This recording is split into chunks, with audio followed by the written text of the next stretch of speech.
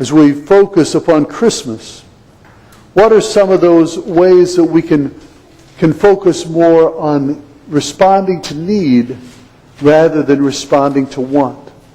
Maybe responding to need rather than responding to greed.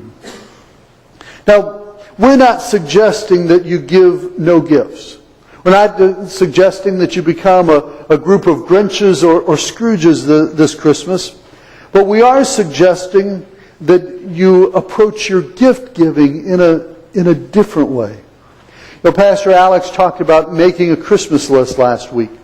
And in thinking about that Christmas list, what might you put on it that is not about your want, but rather responding to someone else's need? Pastor Sue gave an example today of what she had done a few years ago in buying a share of a sheep to send to someone who was in need. Maybe buying chickens or buying sheep or buying a cow through Heifer Project that helps someone who's in need to have a better life. Maybe there's a missionary that you have a burden for and want to help them out in their time of need. Maybe it's helping in an AIDS shelter, AIDS ministry, or some sort of a hospice that is helping people who are struggling and maybe are all alone. This can be a teaching moment for your family to think not so much of themselves, but as how to respond to someone else's need. Now, I'm not encouraging you to use this as a teaching moment, that grandparents, you don't give your grandchildren a gift, or parents, you don't give your children a gift, but rather you give them a piece of paper that says, oh, I gave something to someone else in your name. I don't want you to teach a lesson in that way, but rather I want you to be an example. I want you to share with them something that you would like them to do on your behalf that responds to someone else's need. And at that point, it becomes your example that is speaking truth into their lives, rather than you somehow forcing them to maybe do something that they're not ready to do yet. This giving may be financial, but it also may be giving of yourself in an act of love or even sacrifice.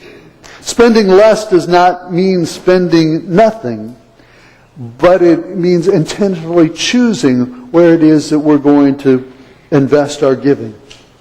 When we're intentional, it does several things. First of all, it's not necessarily about what we want, but it's responding to a need. Secondly, being intentional may impact where we spend our money. Do we simply spend our money responding to the latest ad that came in our mailbox, or do we respond by spending our money in ways that are supporting companies and individuals that we know are generous with their profits and investing in others with needs?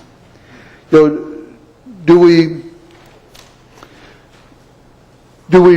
we intentional about our purchases that in such a way that we are not living beyond our means?